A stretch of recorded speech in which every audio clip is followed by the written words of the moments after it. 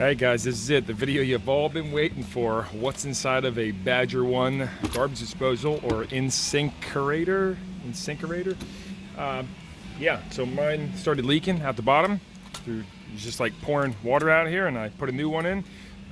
So I'm going to show you what was leaking inside. Kind of want to find out for myself too. So if you're not into garbage disposals, this is going to be extremely boring.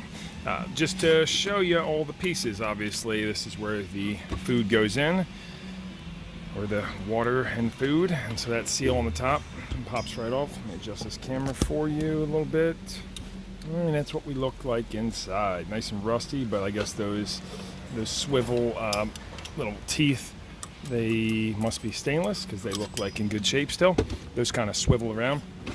This is the outlet, and when you buy a new one, which they're only $100, I'll drop a link to them down below on Amazon. But when you buy a new one, it comes with that new outlet and gasket, and that's what it looks like there. On the bottom, you have your motor reset in case it ever blows the breaker in here. This is the power cable coming out, which you can see I cut. And yeah, this is the dishwasher inlet. And then when you're putting it on, it's just this quick collar that locks onto the bottom of the sink. So you stick a screwdriver in here to unlock that. Super easy to replace. Do not pay anybody to replace your garbage disposal if you've already got one installed. All right, so I've zipped out these are E6 bolts, and now we can split it apart. You see, this is the 1/3 horsepower model. I ended up getting a 1/2 horsepower model. This, I think I already said that, but it was $100 on Amazon. This has only got the 1-year warranty. This is not like the cat's meow. Let's see if this body will just split apart now.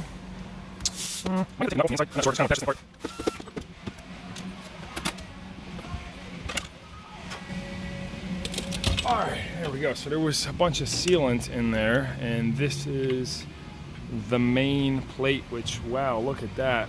This, oh, actually that's normal. But that's pretty rusty, and so I'm guessing there's just a seal under here that went. So you do have an O-ring right here, and that, I bet you that is what was leaking, because it's all rusty and crudded up there, which would not allow that O-ring to seal. Oof, look at that. All right, so the motor started getting a little rusty and cruddy. This is a centrifugal kill. This flies out. We'll go back to that in a second. And here's your motor windings. So yeah, it must have just been this O-ring that if I took it apart and cleaned it up, it probably would have been all right.